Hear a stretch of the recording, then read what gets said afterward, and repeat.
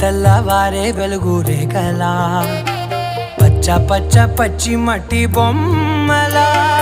అల్లి బిల్లి వెన్న పాల నురగలా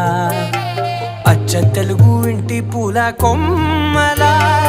దేవదేవుడే పంపగా ఇలా దేవతే మా ఇంట అడుగే పెట్టెనంట బ్రహ్మ కళ్ళలో కాంతులే మా అమ్మలా మా కోసం మళ్ళీ లాలి పాడేనంట.